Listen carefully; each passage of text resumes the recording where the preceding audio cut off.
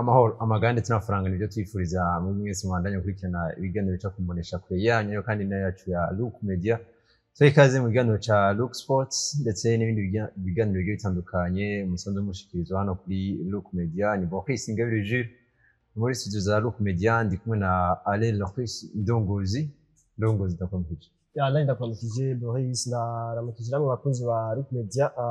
mudukurikirana mudahengeshanya uyu munsi. Ni ku munsi wa gatanu hatugiye kuba tuja mu kiganiro ca Look Sports, ariko kandi ni no ku munsi wa gatanu tuba twamaze kwinjira muri weekend. Umaze kwitegura neza weekend? Neza ko weekend dusanzwe dutangura vendredi henshi, natwe neza ko umuntu yamaze kwitegura, amaze gupanga ibintu biriya byaba mu by'akazi byaba mu buzima busanzwe. Twizere ko ariko badukurikirana nawe bamaze kuba bitegura neza weekend, ariko kandi n'abari mu bihe bitoroshe, abagwaye nabo twizeye neza ko baza kubana natwe, ariko kandi bavuga ngo nta mvura igwa idahita. Uno munsi bishobora kuba bimeze nabi, ejo ukavyuka bimeze neza, kandi umunsi bishobora kuba bimeze neza ejo bikamera nabi. Baca bavuga ngo ibirenge mu gutambuka birakura. Twizeye neza rero yuko abari mu bihe byiza ni sawa, ariko abari mu bihe bitameze neza twifurize kugaruka mu bintu byabo byiza cyane. Nuko nigano ca Look Sports rero tuza kuba turaba ayavugwa no mu gihugu cyacu Burundi, Primus League, tuza kuba turaba inkino zihari na cyane urukino ruhari hagati ya Flambeau du Centre ndetse n'umugwa wa Football Club. Tuza kuba tuva hano mu gihugu cyacu Burundi twerekeze hanze y'igihugu, tuza guca muri UEFA Champions League. Inkino zaho ziraba Real Madrid igenda Anfield Road Park, baza kuba batsindirwa igitsinda kimwe ku busa n'umugwa Liverpool imaze imisi bitameze neza, ariko ishitse muri Champions League iraza kuba itora agahengwe, yari gutsinda ibitsindo bigira kuri 5-1. No munsi irafashe mu Real Madrid iraza kuba irabatsinda, bariko baragaruka muri mood yabo. Ariko kandi izo nkino zonyene zaho ziraba Arsenal kirakina, FC Barcelona kiranganya n'umugwa Club Brugge waje kunganya kandi n'umugwa Real Madrid, ubona yuko irikira stopa ibikomakomeye. Tuza kuba duca muri La Liga Santander, tuje muri Premier League ku munsi w'ejo hari urukino hagati y'umugwa Manchester United bakina n'umugwa Tottenham Hotspur kuri Tottenham Hotspur Stadium. Ariko kandi hari n'urukino rwitegekanijwe n'abantu benshi cyane, urukino hagati y'umugwa Liverpool ndetse n'umugwa Manchester City. Liverpool n'ubundi ije kuba ishikira ahantu hagumye kuri Manchester City yawitwa Erling Haaland ndetse n'andi makuru agiye atandukanye. Twizeye neza rero yuko tuza kubana namwe neza cyane. Imbere yuko dutangura n'iganiro cyacu tubanze tumira amate cyatuze n'ibyo nitege mu kuri yacu. BCAB Internet Banking ni ubuhinga bugezweho ibanki BCAB yabashiriyeho. Umuntu ashobora kubukoresha akoresheje itelefone yiwe, rimwe bita smartphone canke imashini, atiriwe aragenda ku ishami rya BCAB. BCAB ntiyibagiye abarundi baba mu mahanga mu kubahuza n'igihugu cabo c'amavukiro biciye mu kugura ekonti bita diaspora account. Iyo konti uyikurikirana biciye ku buhinga BCAB Internet Banking. Tubibutse ko ubuhinga BCAB Internet Banking butashizweho kubera abarundi bari mu mahanga gusa, ariko bwashizweho kubw'umunywanyi wese w'ibanki BCAB. Ibanki BCAB si banki ikorana n'abarimyi gusa nk'uko benshi bavyibaza, ariko ni banki ikorana n'ibisata byose. Shika mu iterambere na BCAB.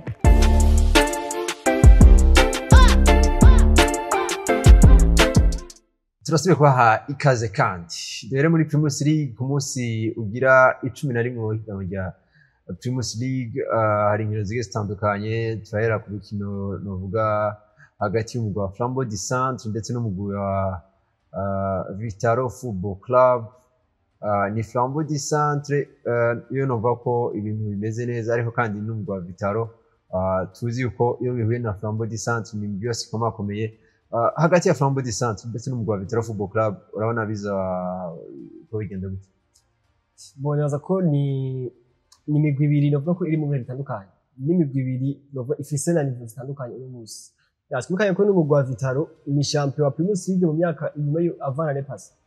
Haciye mu mwaka uheze yabaye January, mu wundi mwaka yari Vitaro. Ariko nako inyuma yo gutwara igikombe yaje novuga kugira panarier gatoya.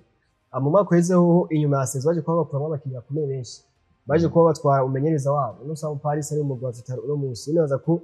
turavye ingene Vitaro itanguye ino saison, urabona ko si debut de saison nziza cyane ku mugwa wa Vitaro, kuko imaze gutsinda inkino nyinshi. uno munsi uravye umugwi wa Flambeau du Centre ni umugwi umaze kwerekana ko ni umugwi ukomeye cyane nturatakaza ukina hano muri Primus League ni umugwi twabonye parcours baje kuvugira muri CAF Confederations Cup ni umugwi ubona ko ufise structure uri bien organisé kandi uri twaje kwa tuvuga ku munsi wa mbere tuvuga ko no mugwi uri favori ushobora gutaka kino gikombe ca Primus League ubona ko ni umugwi uri favori muri no course ya Primus League kandi ni n'umugwi ugiye guhara umugwi wa Vitaro ubona ko nturi en forme muri no début ya saison naza ko probabilité yo gutsinda nini cyane amanota ni urashobora kuvuga ati tufatiye kwijana en termes de pourcentage avuga ati Flambeau du Centre urashobora kuya amanota 80 80% yo gutsinda ku mugwi wa Vitaro amanota 10 dufate 15 dufate 10 hama 10 nayo kunganya kwa kunganya muri Primus League ni ibintu bakenshi cyane tubona ko Flambeau du Centre iyi favori imbere ya Vitaro nivyo tumenye iyo ibijyana cyane iyo uyisanze igitego isanze kuri stade Ngoma ariko no musaza bari mu Cibitoke kuri stade Buganda uno musi Vitaro tuvuga ko niyo yakiriye mu gasi kibuga cyabo nibaza ko n'abafana sinye cyane mu ntara ya Cibitoke umugwi wa Flambeau du Centre amahirwe ari menshi cyane par rapport à Vitaro Flambeau du Centre iri mu bihe byiza ivuye mu nkino zo muri Africa Cup Confederations Cup biboneka neza ko yari yagerageje gutwara neza inamaze no kugaruka kandi urabona yuko iri mu bihe byiza iheruka gutsinda n'urukino bari bafise ku ndwi igira 10 uno munsi tuharure ko Flambeau du Centre nayo twiharura ko bumwe muri atwaye igikombe Mesije ngo zatwaye igikombe Aigle Noir yatwaye igikombe Vitaro yoyo yarabitwaye muga n'ubiheruka gwitwara nayo dufate yuko ishobora kuza guhatanira igikombe muri uno mwaka Buribaza ko uno mwaka turamenyeye mu myaka iba ariyo ya mbere ihabwa amahirwe kubera ko yama ija muri zine zihabwa amahirwe y'ubutwari usanga ari kenshi sezo ihera Flambeau du Centre ya kabiri ya gatatu kandi ibyo bimaze imyaka myinshi bimaze imyaka 5-6 biraza ko Flambeau du Centre hoza kuraba no munsi mu migwi dufite mu Burundi niwo mugwi wa mbere uri consistent mu Burundi ora ko Aigle Noir yarigeze gutwara Primus League ariko heje gutwara Primus apani yarane pass heje gutwara Primus League twayibonera ibibanza bya 6 5 4 Muwana Flambeau du Centre iguma hahanye ni ya kabiri ni ya gatatu nta ikombe twara mugabo iguma haje mugabo iratwara ano makubi post nako perezida baratwara gose kandi birabafasha no gusohoka bituma basohoka kenshi muri Confederations Cup no musero uno mwaka je ndaha amahirwe cyane Flambeau du Centre mbere gusumba Aigle Noir ndafata ko umugwi wa Flambeau du Centre uri favori par rapport à Aigle Noir utahukana kino kombe cya Primus League Noir uno mwaka ni iki kintu gishashe yabizanye gushobora gutandukana n'imyaka iheze 4-5 iheze Flambeau du Centre twama tuyibona iri muri zene za mbere igaheze ari ya kabiri cyane ya gatatu uno munsi izo nguvu yo bizikuye bwangize kuba igwanira kino gikombe cya Primus League nibaza ko inanyotewe cyane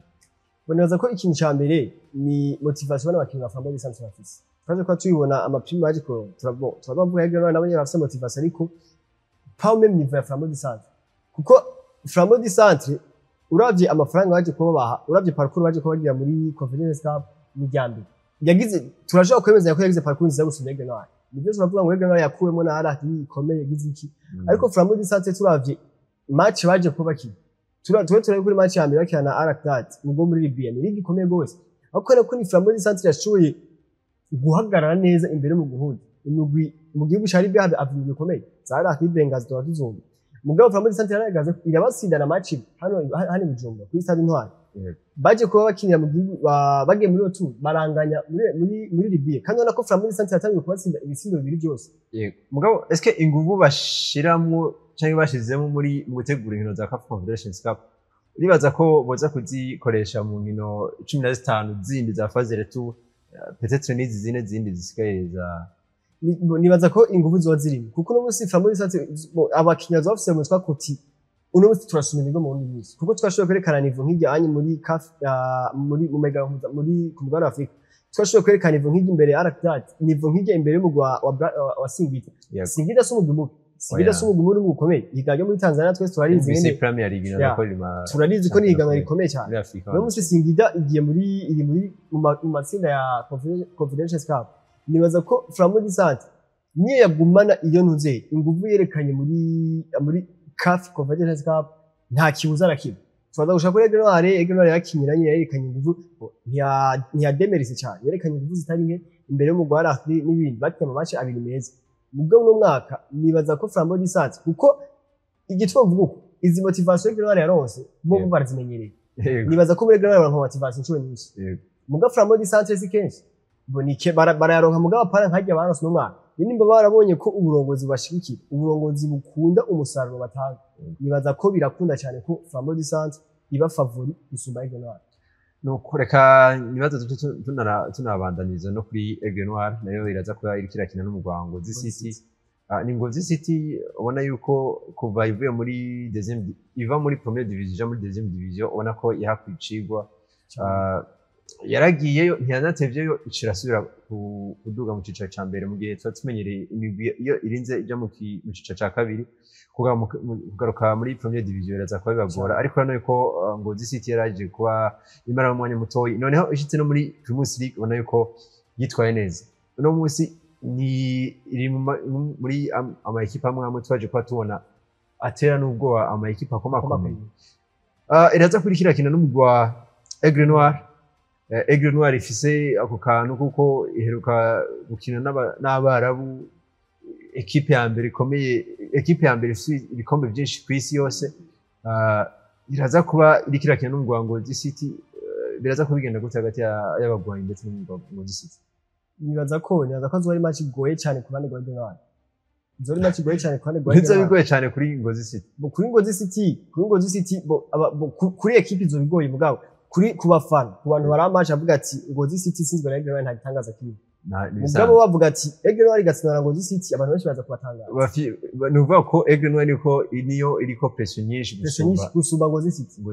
mugabo Ngozi City rero igitwa izo ari match igoye kuri Aigle Noir n'icyaha wari wabishiye kuvuga ati ni ekipe tumenyereye iza kugora ino mu makomeye cyane gose kuva iza kubigarutse muri première division challenge ikomeye cyane gose twatanguye tubibona mu maderby ngozi wala ko yatsinda ngo message ngozi kenshi yatsinze message ngozi kenshi twatanga kuvuga ati umugwi peut-être ubukomeye kuri ari derby ni iki mugani kenshi twaje kuba tubona itsinda ino migwi Gitega itsinda imigwi ikomakomeye uno munsi ni Ngozi City ije gukina na Aigle Noir mu ntara ya Ngozi kugasaka ni Ngozi City ije gukina kuri journée ya 11 kuri journée y'10 yeruka gutsinda umugwi wa Bumamu igitsindo kimwe kuza babatsindiye mu Kibitoke urumva Ngozi City Bumamu nibaza ko umunsi ni mu migwi ni na defete ya mbere bagize muri sezo inahabwa n'amahirwe menshi cyane yo kwanya kene ikombe nyuma yo kuba kwisi bakinyi benshi bazanye Didier bahati ba Joseph Fusa nk'umumenyerezi no munsi ya equipe ikomeye cyane ubwo Ngozi City ije gukina ino match ya Aigle Noir iheruka gutsinda Bumamu ni motivation ikomeye gose ikomeye cyane en plus bazoye ko bakina mu ntara ya Ngozi abafana haje ni benshi sico kimwe no ko usanga Aigle Noir mu ntara ya Makamba usanga naho nyene Aigle Noir biragoye kwitsindira Makamba avec abafana bafise rero musinyaza ko Aigle Noir amahirwe yo gutsinda ino kira gwa Ngozi City si menshi cyane nubwo bari menshi mugabo pressure irahari pressure ni nini cyane kuri Aigle Noir kuko uno bose bavuga ati tugatakaza abaci kuko uno bose muri Primus League bakina inkino 15 muri match uno bose ni ukino gwa 11 hagomba hazobasikaye match zigera kuri 10 baracyafise ama match y'ibirarane amamatch y'ibirane mugo no musarageze ko biruka nino migwi bariko barakebana ubwo bavuga ati uno musitakaje amanota 3 Flambeau du Centre igatwara amanota 3 ikikuja imbere amanota 3 nibaza ko ni perte ikomeye cyane uzobwiza kuko bizoza kugorana ko Flambeau du Centre niyo kuja amanota imbere amanota 5 izoza kuyakora muri nizero rero pressure nini cyane kuri Aigle Noir cyane urundi rukino ruhari ni hagati y'umugwi wa Musongati Football Club iza kuba iriko irakina n'umugwi wa Kayanza United. Kayanza United Musongati na ma equipe novuga ko amaze no kwa anamenyana wanashima Musongati twavuze yuko nayo muri Primus League imaze imenyerwa yuko Big Four ni yayo. Kayanza United yaraduze uno munsi igwanira kutajya mu bibanza bitatu bya nyuma hagati ya Musongati ndetse n'umugwi wa Kayanza United. Bonaza ko umugwi wa Musongati nibyo uzobura Gitega mugabo Musongati no twegeranya na no ku mugana wa Buraya twegeranya na Manchester United iri consistent ni wa mugwi wazo gutsindira match zibiri match ya gatatu baca banganya match ya kane bagatsindwa umva ni nk'ubuho bwati jewe umufana wa Musongati abati jenzo so kwimosha umushatsi Musongati itsinze zine cyangwa zitanu zigukira tuvuga ati mon frère wewe tereka umushatsi uje kwimosha naona ko ntabwo bikeneye cyane nyine nazaye ko Musongati biragoye kuvuga ngo Kayanza United zo mutsinye equipe iri kiraduga bukebuke no twavuze ku munsi wa mbere ko ubunye basigaye babwira ati mugatsinda match ya bakina match ya Olympique Star mukaza kuyitsinda ni prime de match kuri 150 millions ku mukino ayo mafaranga bayaronka gake mu migo mu Burundi amagitanga ama prime nkayo ni mike cyane rero aza ko Kayanza United iriko yaduga bukebuke nico kimwe na Musongati irakomeye ekipe tuzi gikomeye ni ekipe tuzi amisi yose yihuye no mu gukomera irahanganira gibiki mugabo kuri izi nkino ntone ntitubona Musongati yerekana superiority ifise par rapport no mugwinzi cyo tumvuga ko Musongati gutsinda na Kayanza United Musongati zo biri wabo nivyo ariko nibaza ko nibiriko birakora cyane rero musasha bavuga ko amahirwe ari 50-50 izindi nkino zihari twamaze ko twabwira umugwi wa Vitaro uzuri kurakina n'umugwi wa Flambeau du Centre ariko kandi Ngozi City n'umugwi wa Aigle Noir Vision rero gutsindwa iraza ko ari kirakina n'umugwi wa Muzinga nayo yari yatsinzwe n'umugwi wa Vitaro ku rukino rugira 10 Rukinzo iraza kuba iri kirakina n'umugwi wa BG Green nayo umugwi wa Olympique Star ikine n'umugwi wa Garage Express kurundi ruhande Musongati twamaze ko twabwira ko izo kirakina n'umugwi wa Kayanza United Message Ngozi ikine n'umugwi wa Bundesport Dynamique urukino rwa nyuma zoba ari hagati y'umugwi wa Interstars ndetse n'umugwi wa Bumamuru Football Club ino migwi yose yari yaje kuba itsindwa novuga kuri journée igira 10 nuko ari makuru ikiravugwa hano mu gice cy'u Burundi tumira amateka gato duce twerekeza no ku mugabane wa Buraya ni muri UEFA Champions League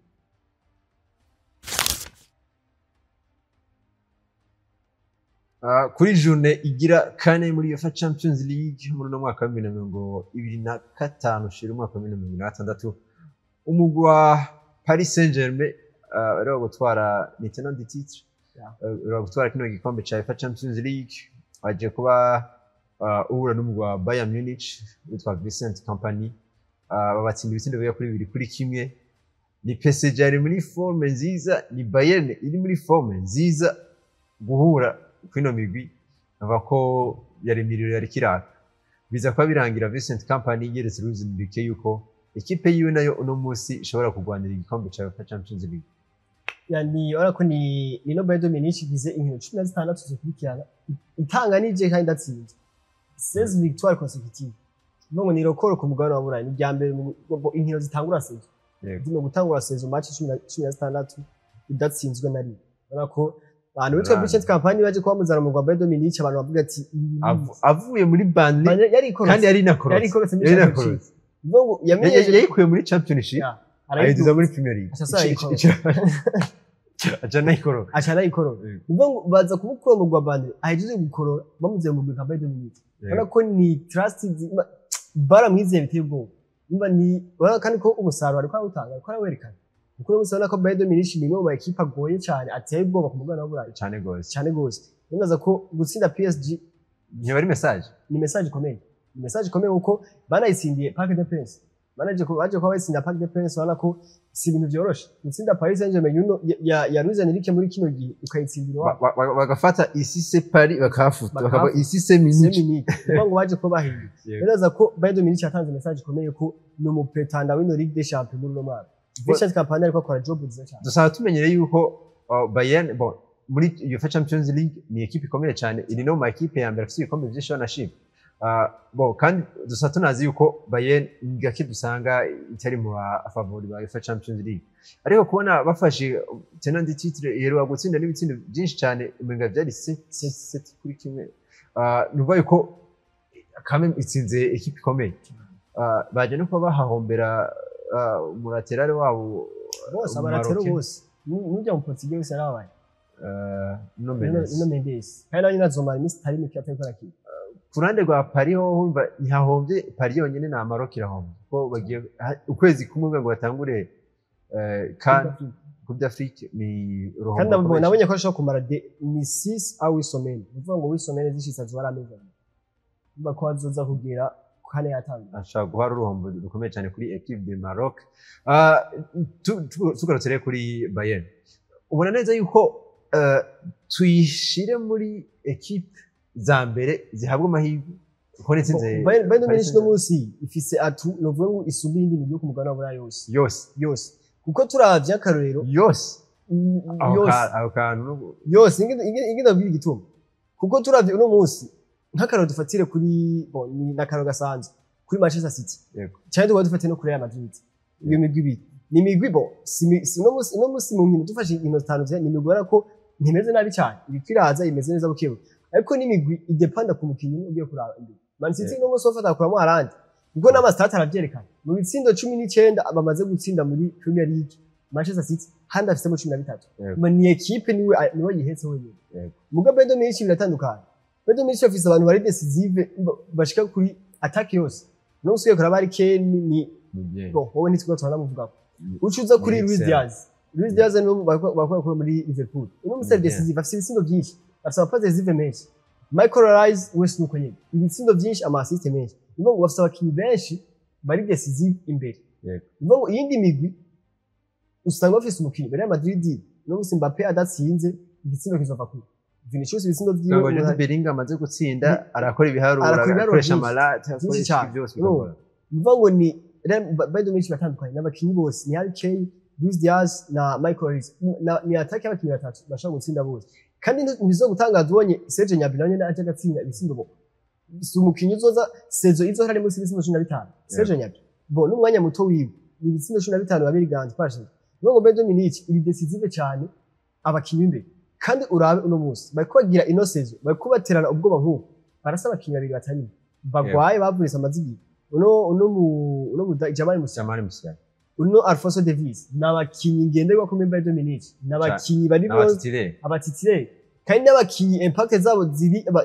zibonekeza gose muri cya rero musi tuyimvire n'abakinyi bo uno musi bose batanga amatsi bashaka kugaruka cyo wiyumvira muri deuxième partie de saison amwe match azobaye menshi equipe izoshaka kubanga niya ifise bande touche bon Arsenal peut-être Arsenal no musi yatandukanye Bayern Munich itandukanye gute Arsenal no musi naza ko ikintu ca mbere gikomeje dufatiye ku byo yarogeje kutubwira ko ifise defense komeye ni avantage komeye kandi mugabo dufatiye ku byo yaratubwiye ati adatsinze naka aratsinda naka batsinda yego muri Arsenal hadatsinze naka aratsinda naka adatsinze naka batsinda bingana naza ko igyambaye cyane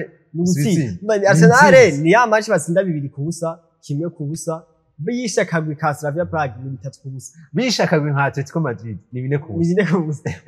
aho ashiye ni lokoro naza ko itazokwibagara mugabo Bayern Munich ni bon sinzi abantu bashaka kuvuga ati bakina muri ligi sa yoroshe Bundesliga cyangwa iki mugabo naza ko Bayern Munich na Arsenal yabo si ligi yoroshe ko tunaravye ishitse muri UEFA Champions League iraza kwitwara neza Bayern Munich irakomeye cyane kuri attack Arsenal nayo naza ko uno musi defense yabo defensive bari top cyane bari top cyane kandi defense nitwari attack iratsinda mugabo defense nitwari bikombe niko bakunda kuvuga naza ko Bayern Munich no musi iri favori gose muri Champions League kuko ino system ino style doje yabo ni style abakinyi bamaze kuba binjiza Vincent campagne amaze kuba abinjizamo neza rero nivyo tangaza tumanya twaye kunde cyo cyambere muri Bayern Munich hariho match ya Bayern Munich na Arsenal niyo izuza kuba ivuga ati yerekana nibaza ko zozatura aba equipe umwe ifise defense komeye indi ifise attack komeye cyo tuza turanye n'ibyo Anfield Road Park witwa Xabi Alonso witwa Trent Alexander-Arnold Kylian Mbappe bari bishikiye imuhira witwa Makaliste baza ko bakigwa na Arne Slot bahatsinda igitsindo kimwe ku busa ariko kandi na Liverpool urukemwe ko muragukurikirana ikibira kuri Look Media cyaboneka neza yuko yagerageje kudomina cyane gose umugwa Real Madrid tufate yuko Liverpool yagarutse kandi turavye match yaje kwa yerekana tukaraba n'umuntu bariko barahura nawe cyaboneka neza yuko ni Liverpool yerekanye match nziza cyane Buribaza ko ni Liverpool twikanye yarakurikiranje inkino zine itsindwa zose abantu bavuga ati no equipe ni yaradukanze muri saison iheze yatwaye championnat mugabo bavuga ati Arne Slot yashitse yubakira kuri Jurgen Klopp yasize debut de saison batanguye batsinda match zose bacize skazinga bataratsinda batsinze na Arsenal batsinze na Arsenal ngo baje kwashira match zine batsindwa zose mugabo aprezo zine inkino zibiri baheruka gukina kandi zari inkino zikomeye baje kuba batsinda Aston Villa muri Premier League ni match ikomeye cyane baje kuba batsinda Real Madrid no muri Champions League ora ko abantu bari batanga kuvuga ko Liverpool igiye muri crise mugabo no musi yerekanye ko ntabwo twokumfirma ko ari crise uno munsi twavuze ko bafite match dimanche na match na City nibaza ko ni tete neza ko na Liverpool igigatsinda equipe ishobora kwanshina victoire zitatu contre Aston Villa Real Madrid na Man City nibaza ko turabona ko ni Arne Slot yashoboye gukosora ibyari bigoranye ariko Real Madrid ngo turavye ko match ya Real Madrid na Liverpool ubona ko Liverpool yadominiye kuva ku munota wa mbere gushika ku munota wa nyuma kuva ku munota wa mbere gushika ku munota wa nyuma ahanye Real Madrid ivuga kwiga nivuga ngo twari dukunda kwibaza avuga ati Xabi Alonso numu coach wa Real Madrid ariko yigaragaza kuri match zoroshe kandi match ikomeye yatsinze nta na match zikomeye bari bwahure kuva muri Champions League bari bakiri hafi muri La Liga Santander bari bamaze guhana na Atletico Madrid gusa nawe bwahure na Barca no musi navuga yuko aramaze kuranka basi amatest nibaza ko amatest dufatire Real Madrid ba Liverpool Barca Atletico tuvuga ko nizo match zikomeye maze yego baje ko batsinda Barca gusa ibisindo bigera kuri 2 kuri kimwe Atletico Madrid yaje kwibasira ibisindo 5 uravye match bakinye kuri Liverpool ariko ni match iri hasi gose basi baje ko batsindwa na Liverpool yabadomiye cyane baza ko iyo Real Madrid iyo baza kuba banganya canke Real Madrid gatsinda undi match ari kuba Tibokoto yaje ko kwe imipira myinshi yaje ko atega imipira myinshi nuno Dominique Soboslai Mohamed Salah n'ibindi bimaze ko ni Real Madrid bano bakinyi babo ubona ko uno munsi twaje kuvuga Mbappe adatsinze ikindi gisindo kizova Vinicius ibitsindo vyiwe ni ibitsindo uno asikari umukinyi atsinda ibitsindo 6 in passage ni wa mukinyi ari decisive mugabo kuri ntuze nyinyi baturabira ko cyane batuvuga ati uno munsi ibitsindo tuzakuba tuziga kuri Vinicius Arda Güler ni wa mukinyi iyo Real Madrid iri kiradomina uramubona mugabo iyo afashwe biramugora kugira ngo ashobore kwigemana yego twaje ko tubona kuri Liverpool nta impact nini yaje kuba gira twaje ko tubona Kylian Mbappe 0 tirkat 0 dribble race ni ukuvuga ngo bari bambitswe cyane bari bambitswe nande nino defense ya Liverpool kwa tumaze iminsi dukritika urabe Vinicius yaje kuba ari n'umwana muto yitwa Conor Bradley yaje kuba mumira complètement aramwetenya complètement baranamubura hari uno musi yaje kuba kinisha uno Andy Robertson yaramaze iminsi atamukinisha cyane kuri numero 3 ariko akinisha Kerkez ubwo ko yaje kubaza defense iramira cyane y'attaque ya Liverpool Mbappe Vinicius Arda Güler bose baza kuba bamira nibaza ko Real Madrid Xabi Alonso ashatse ibintu byinshi cyane byo guprova kuko barafite match nibaza ko havuyemo match kwikira muri Champions League ya gatanu match ya gatanu tujana na City ni City twa no musi kwira ntira si cyane yani vuza akira mugabona ko iyo kwiragaruka kuri nivo buke nuko izindi match zihari peut-être Barca Club Brugge ibitsindo 3 ku bindi banakinira kugombora Barca yo baranakuramo n'igitsindo cya 4 cya Club Brugge nta makenga kuri Barca makenga ariho cette saison Barca makenga ariho ko uravye dufate tureke n'ibyo gutsindwa n'ibyo bwiki Barca yankesa ibitsindo byinshi cyane yankesa ibitsindo byinshi kandi ku migwi no mu kwezi bavuga ko ari equipe ikomeye yankesa ibitsindo byinshi ko mugabo no munsi muri no saison novuga ngo binexagere uretse no munsi nuko irankesa bikaza kuba birangira itsinzo canke mugabo uzorabe none nivyo ni Club Brugge biroshe kubigombora ariko azora n'indi equipe igutsinda ibitsindo 3 igutanguze 3 byoroye kubigombora biragusanga bigoye kuko ushaka ko yana equipe muri apris muri Ligue 5 naho yo bari Dortmund naho yo bari igutanguze ibitsindo 3 bikunda kuza kubigombora byose biragoye no ino defense ya Barca ni niveau iri inferieur cyane iri amezire yo kuza gufasha equipe ko twavuze ko defense yajya nitwa igikombe ntiri amezire yo kuza kugida equipe kuri titre ushaka gufasha equipe gutwara igikombe no musi kuza gutsinda ibitsindo 3 na Club Brugge equipe muri Belgique kina Jupiler Pro League baje ko batsinda n'igisindo cya 4 VAR iracanga muri traditionnel nibaza ko Barca amakinga ni menshi uno mwaka irashobora gutaha hera avec iyi equipe bafise uno mwaka ndabona ko nino performance baje ko bagiye kuko nta equipe ikomeye barahura muri Champions League barahuye hari equipe baruka gutsinda bitanu Olympiacos 5 ubugiriki na Barca Espagne hari equipe ikomeye vuba bakinye nino Newcastle United nani nana ko baje kuba bayisinda bitoroshe ibitsindo birigera kuri 2 kuri kimwe mugabo bitoroshe bifashishije umuntu yahora nyine muri Premier League kandi nibaza ko Olympiacos yasinda ku busa bararonse igitsindo bararonse byari 5 day ya Olympiacos aje kuba ibasinda ibitsindo 2 Newcastle barankesheje urumva barankesheje naho nyene Newcastle barankesheje uno musi baje kuba bankesa ibitsindo bigera kuri 3 kuri Club Brugge muri La Liga Santander twarabonye bankesa ibitsindo 4 kuri Sevilla twarabonye bankesa igitsindo kuri amakipe ariko gukina Elche nanyine barakishije igitsinda Yego. ubona ko si ya ekipe izoza clean sheet uno munsi ntibazi cyabiki eski ino defense zivugwa muri Arsenal muri Arsenal ino defense ntiri amezire yo gufasha Barcelona gutwara igikombe icyo ari cyose nibaza ko na Coupe d'Ivoire biragoye Yego. Nuko n'izindi nkino nyinshi zigiye zitandukanye za City zaratsinze ariko baba umukinyi w'isomere turacabana cyane turavye mu Champions tuvuye muri Champions League ngo arakamye umukinyi w'isomere yabaye fit for day no batoye bafatoye nk'umukinyi yaranze indwi muri UEFA Champions League hari n'akayimaje karyoshe ka Phil Foden ari celebrate nuko hari inkino zigiye zitandukanye bo City iriko iratsinda umugwa Borussia Dortmund nabyo byiza za Arsenal zaratsinze n'imigwi igiye itandukanye twihuta cyane tubandanirize muri Premier League ubona yuko hari inkino zigiye zitandukanye urukino hagati ya Tottenham Hotspur mu gihugu cyabo bakira umugwa Manchester United The Devils iheruka kunganya n'umugwa wa Nottingham Forest ibyo ari gutuma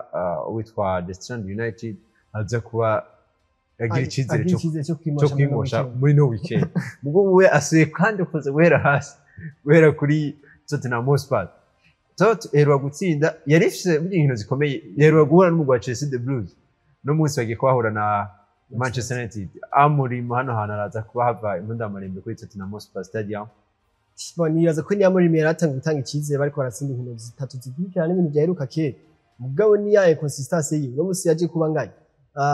uno musese kaza gusina Tottenham Hotspur nanye nibaza ko muri weekend yari yatsinzwe nayo nyine yari yatsinze ahubwo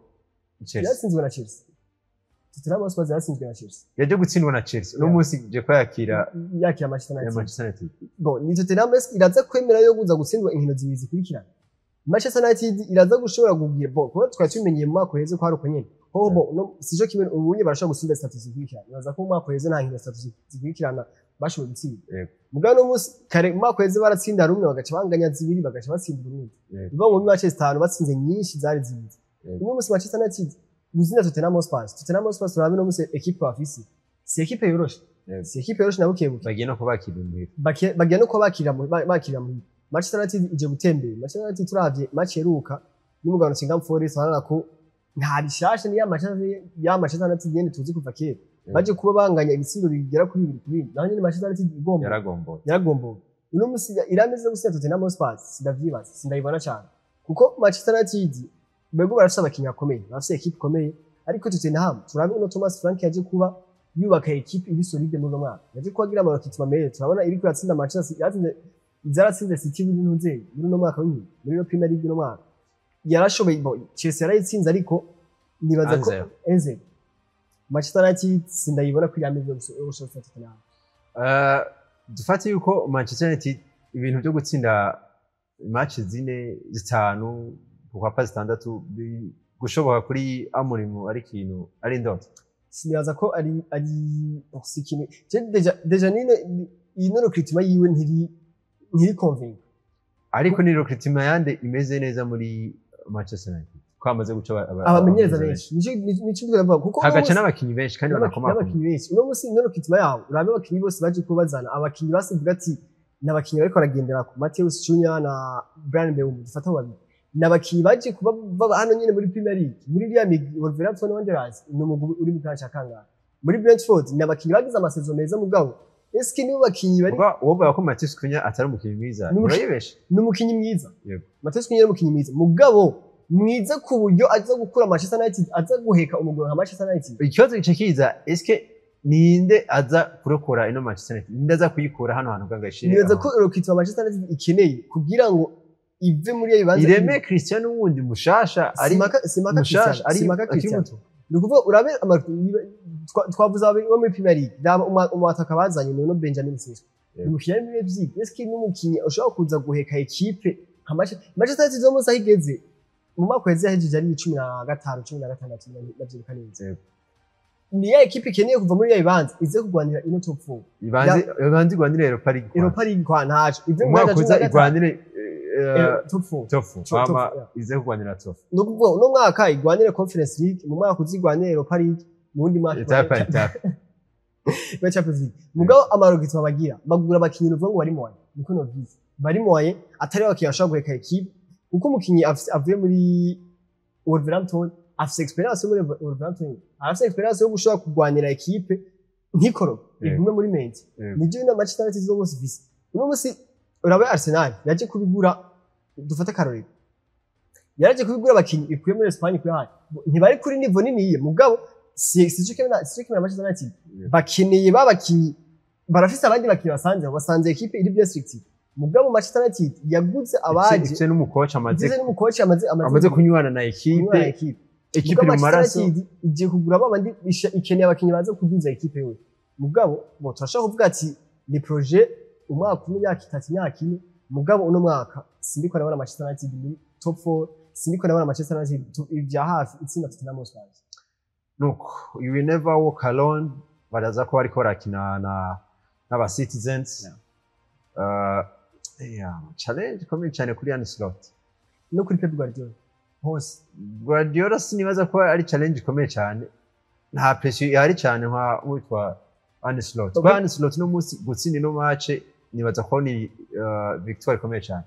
abo Pep Guardiola nyine kuko ni Manchester City yamaze iminsi iri kuyatsinda abantu bavuga ati ishobora kuba yagarutse muri yanze yabo nibo ino match bategeza kuyitsinda kugira ngo berekane nibyo Manchester City yagarutse yego Liverpool tegeza gusinda ino match kugira ngo yerekane nta crise iri muri Liverpool Arne Slot yerekane mwavuze ko ntabwo naje kubakira kuri Jurgen Klopp niko nubaka Liverpool wanyu nibaza ko ni azwari duel y'abantu b'ipara bose hamwe nibaza ko rero azoba ari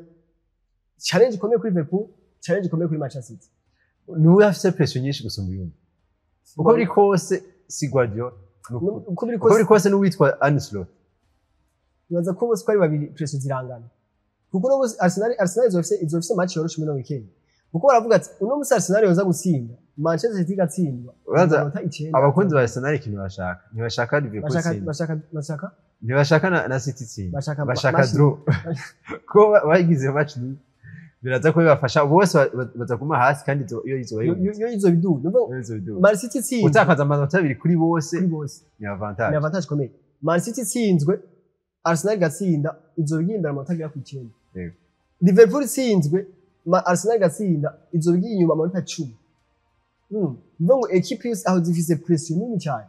apantrezo mugabo we ko bararaba umuhivare wabo imbere ngene ariko aragenda kuko na Man City niyatsindwa Liverpool zokije imbere Man City niyatsinda izokije imbere ya Liverpool amanota agera kuri 4 yose biragoye ko si Messi sezirashari hafi mugabo biragorana cyane ko ushobora kuyakurana rero ko ni match tugiye kubona ikomeye ni equipe zo ziri en forme uno munsi ko Liverpool yahejeje gutsinda Real Madrid confiance ni nyinshi Man City ishoye kwashira match zigera kuri nibaza ko musirashije match zigera kuri zinga itsinda mugabo ntiyari mu ndweze